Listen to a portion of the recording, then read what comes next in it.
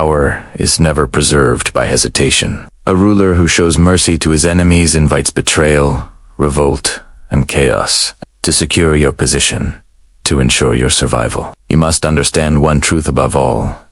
Partial victories are illusions, and spared foes are seeds of your downfall. Today, I will reveal the principle every leader must embrace: the rule of total elimination. Those who threaten you must be removed completely, decisively, and without remorse. Only then can power be unchallenged and authority unbroken. In the pursuit of power, half measures are the most dangerous mistake a leader can make. To leave an enemy standing, even slightly weakened, is to invite catastrophe. History is littered with rulers who spared their foes, only to pay the ultimate price for their mercy. When an adversary is left alive, the threat is never truly gone.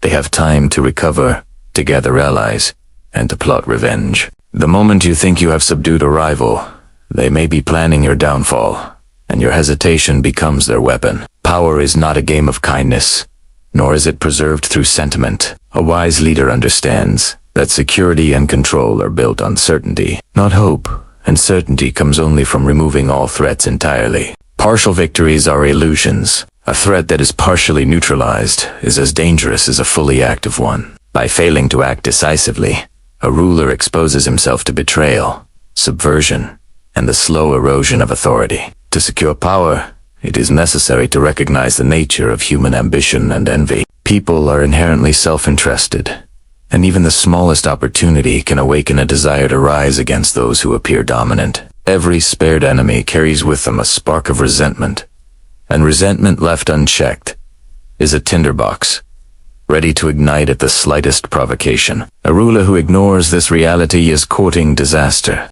The wise leader acts with clarity and decisiveness, understanding that mercy is not always a virtue in political affairs, but often a luxury that leads to ruin. By eliminating threats completely, one does not act out of cruelty for its own sake, but out of prudence and necessity. This is the calculus of survival: to maintain stability, to preserve authority, and to ensure that power is not constantly contested. Partial elimination offers a false sense of security. The enemy who remains is a shadow that never sleeps, watching, waiting, and planning. Only when a threat is fully removed, its influence extinguished, its allies dispersed, can a ruler operate without fear, free to make decisions without the constant worry of subversion. The principle of total elimination is not merely about defeating one opponent. It is about establishing a climate of inevitability. When others see that challenges to your authority are met with swift and complete action, they are more likely to submit without resistance. The knowledge that opposition is utterly unwise serves as a deterrent,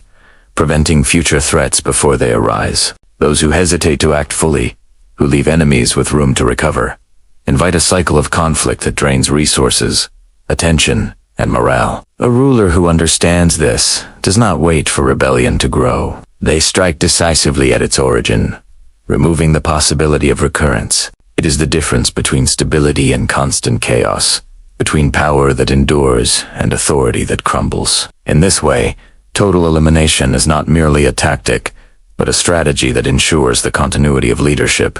It is a rule grounded in reality rather than sentiment, in observation of human behavior rather than hope.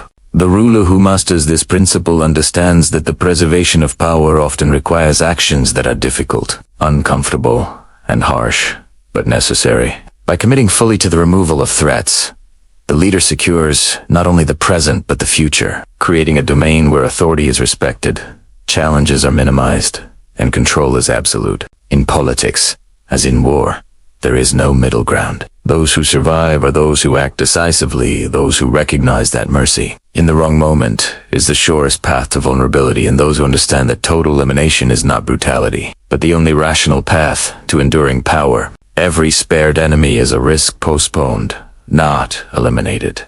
And every risk postponed has the potential to destroy all that has been carefully built. The ruler who ignores this truth does so at their peril, for in the world of power, hesitation is a weakness, and weakness is an invitation to destruction. In the arena of power, hesitation is the silent enemy that undermines authority and invites failure. A ruler who pauses, who deliberates endlessly, or who seeks comfort and caution, is giving life to his adversaries. Inaction, no matter how well-intentioned, is the breeding ground of rebellion and the catalyst for betrayal. The world does not reward those who wait. It rewards those who act with precision, speed, and absolute determination. Every moment of indecision allows rivals to observe, plan, and exploit weaknesses. A leader who hesitates signals uncertainty, and uncertainty is contagious. When those under your command perceive doubt in your actions, loyalty diminishes and respect erodes. When rivals sense hesitation,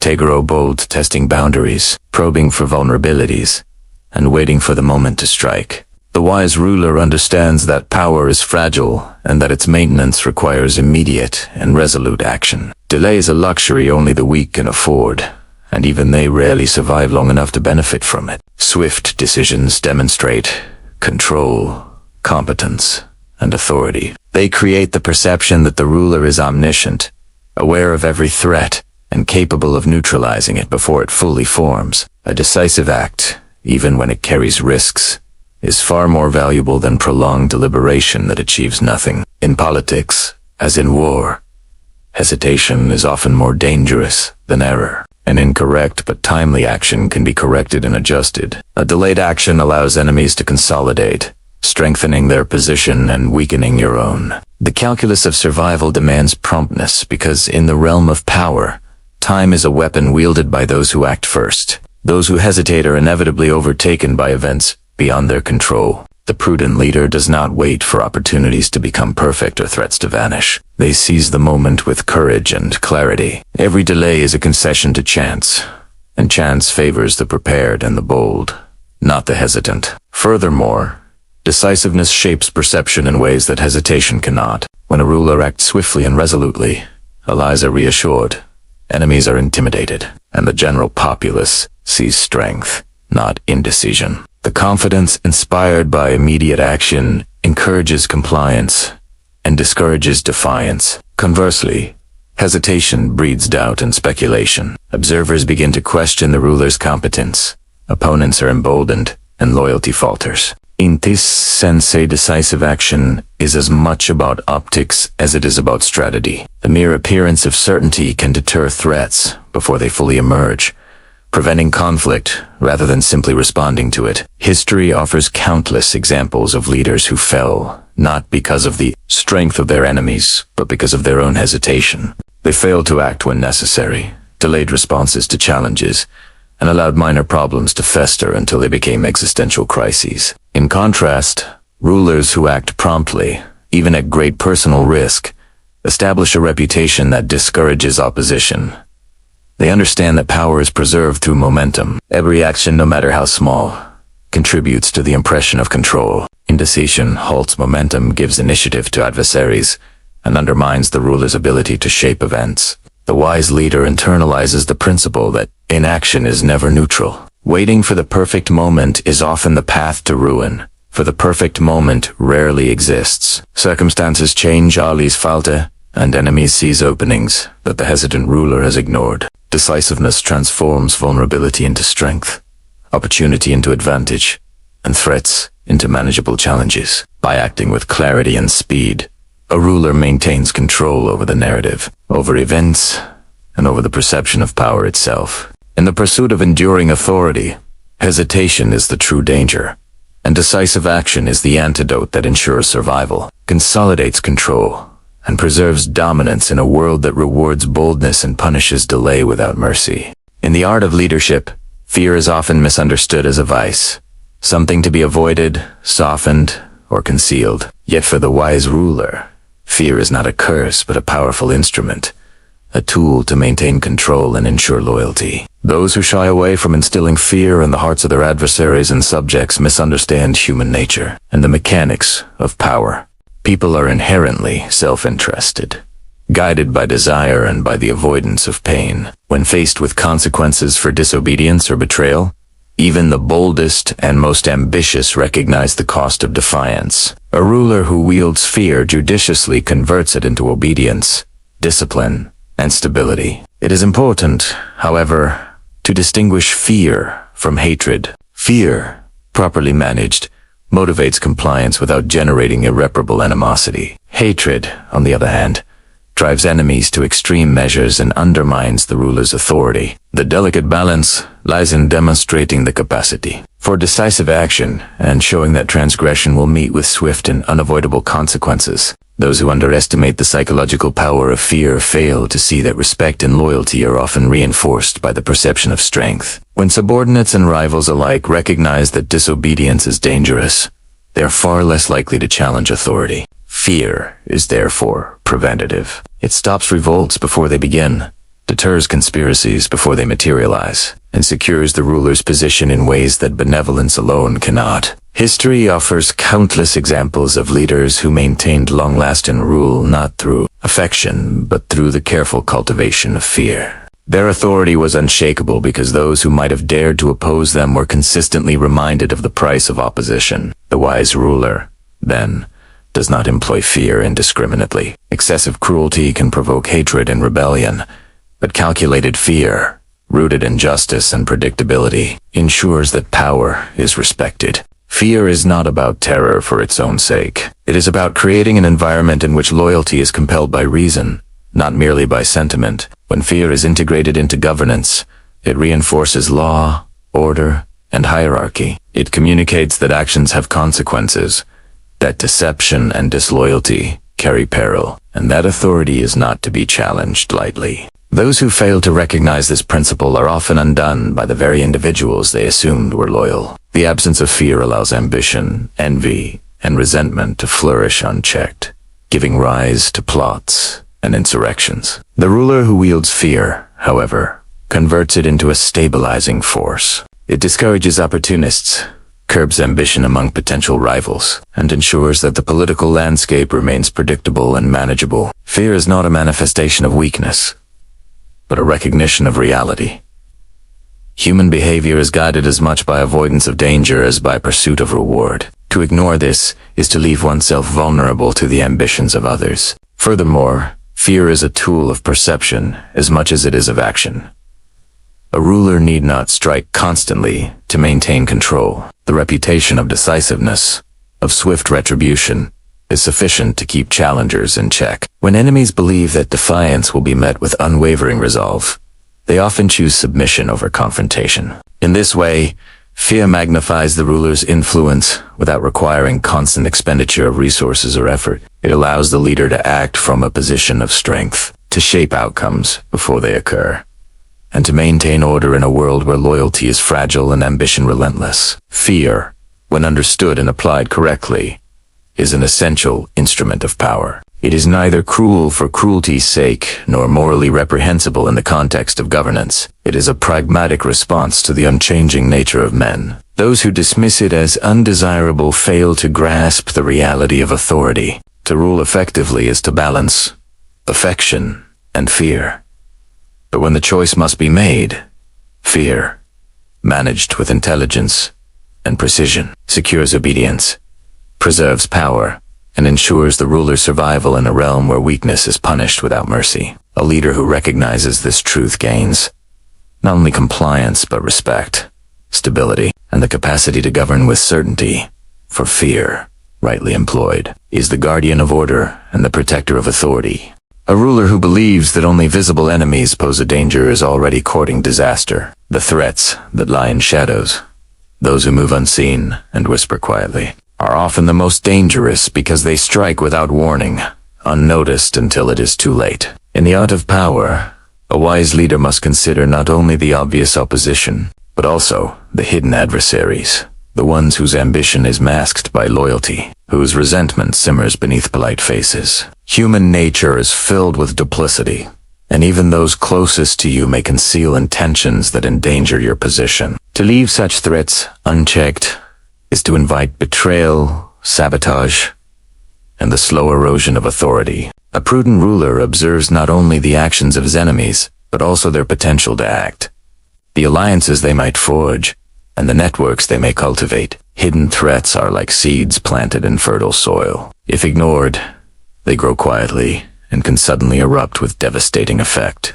Neutralizing these dangers requires vigilance, foresight, and a willingness to act decisively, even when the threat is not fully apparent. Those who fail to recognize the significance of unseen adversaries often find themselves overwhelmed by conspiracies that could have been prevented with foresight and determination. Power is maintained through anticipation as much as through action. The ruler who responds only to visible challenges is constantly reacting, never in control. In contrast, the one who seeks out potential threats, who understands the motives and capabilities of those around him, can act preemptively, shaping events to his advantage. Neutralization is not merely the removal of those who oppose you openly. It is the careful management of influence, the monitoring of alliances, and the strategic elimination of individuals whose loyalty is uncertain. Often, the hidden enemy is not overtly hostile, but merely indifferent or opportunistic, waiting for weakness to exploit.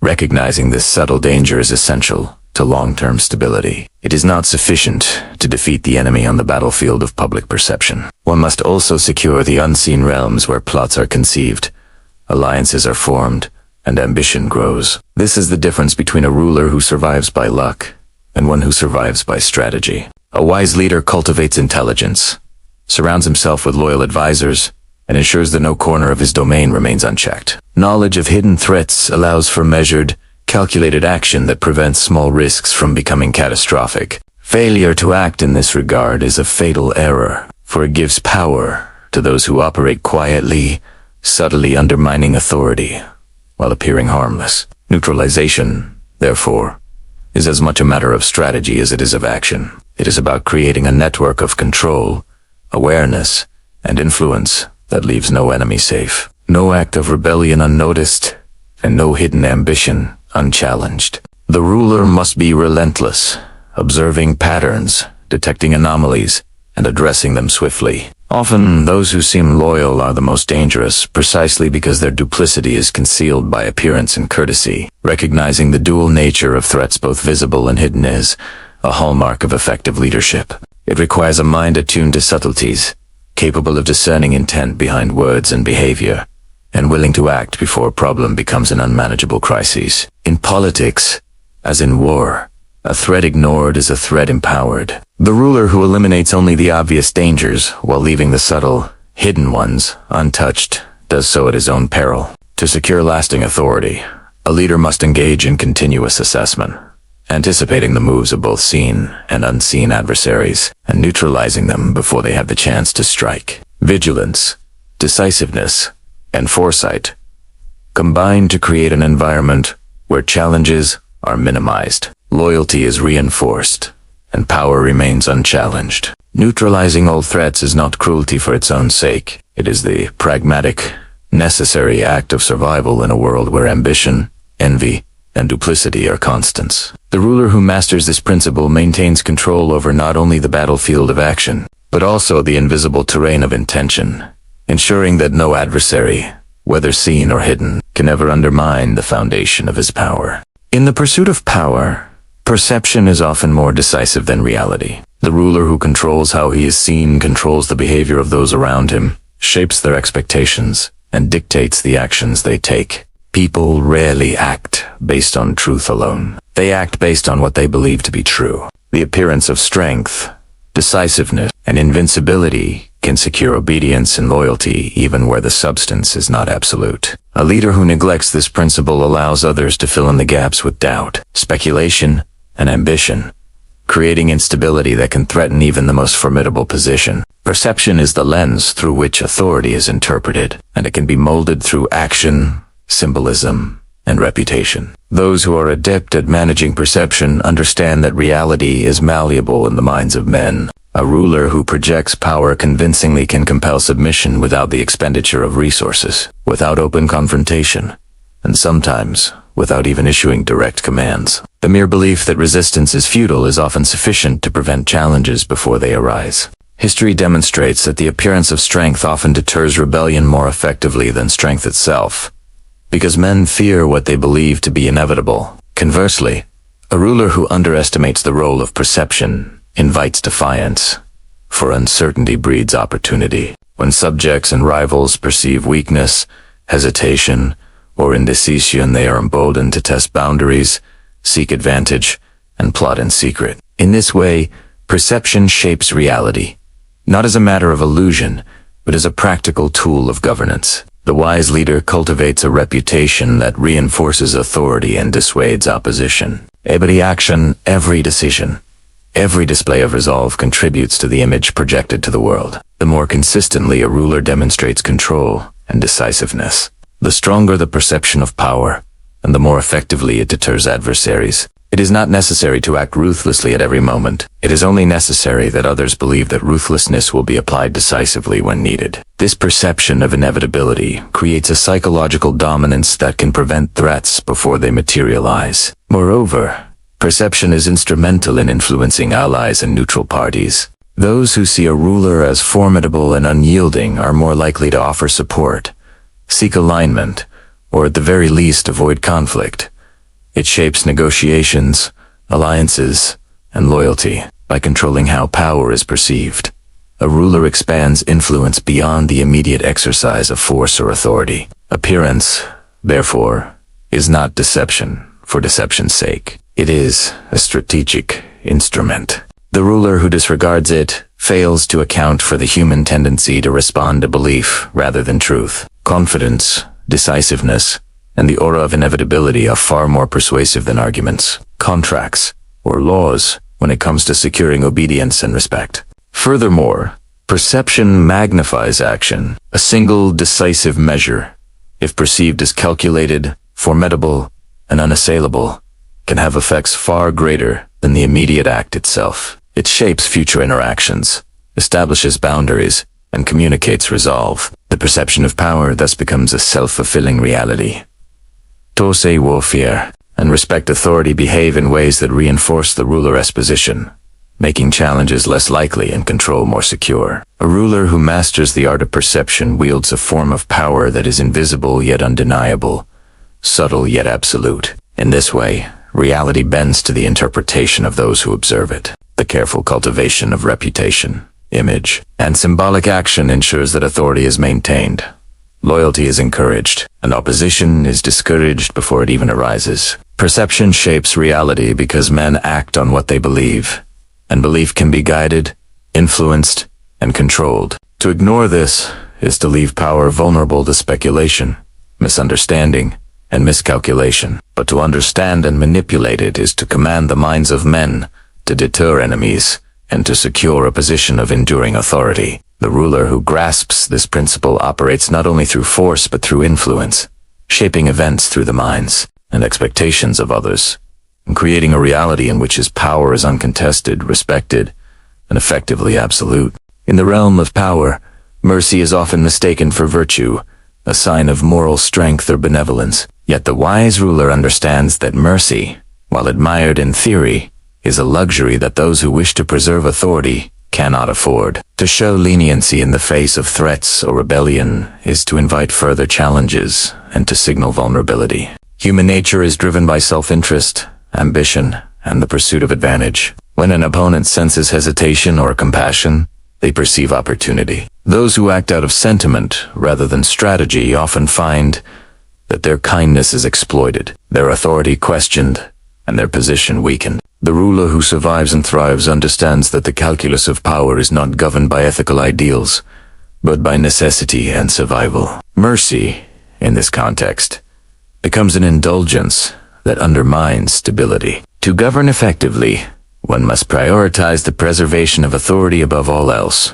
Every decision, every act, and every choice must be measured against the potential consequences for power. When confronted with rebellion, betrayal, or even minor insubordination, a ruler who hesitates to act decisively risks the erosion of control. Those who are spared may interpret clemency as weakness, emboldening them to act again, perhaps with greater audacity. The prudent leader recognizes that the preservation of power often requires actions that are severe and unflinching. Mercy, when applied indiscriminately, disrupts the natural balance of authority, encouraging the ambitious to test limits and the disloyal to conspire. The world of politics does not reward sentiment. It rewards pragmatism, foresight, and decisiveness. To act with mercy in moments of threat is to gamble with the very foundations of rule. Historical evidence supports this principle. Leaders who attempted to temper justice with compassion often found that their leniency invited betrayal, weakened alliances,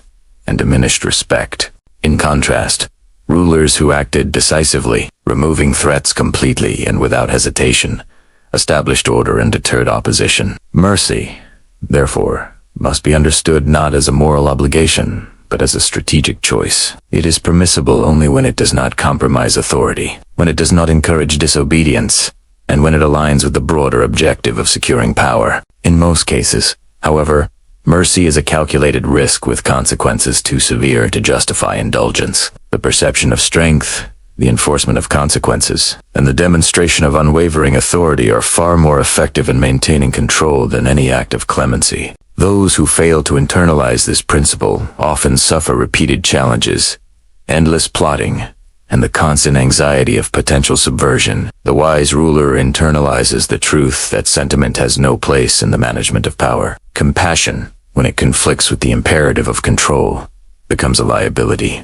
Authority must be maintained through measures that are effective rather than comfortable, necessary rather than indulgent. The exercise of mercy may appeal to the conscience, but it does little to secure obedience or deter ambition. The ruler who prioritizes survival over sentiment ensures that threats are neutralized, that power is consolidated, and that authority is respected without question. Mercy, then, is a tool reserved for the secure, the confident, and those whose power is unassailable. For those who still navigate the precarious world of politics, it is a luxury they cannot afford. Every act of leniency carries the risk of exploitation, rebellion, and erosion of influence. To govern with foresight and prudence is to recognize that the world rewards the decisive, the resolute, and those willing to act with unflinching determination. In the pursuit of enduring authority, mercy is secondary to the preservation of power, and the ruler who prioritizes compassion over control invites instability,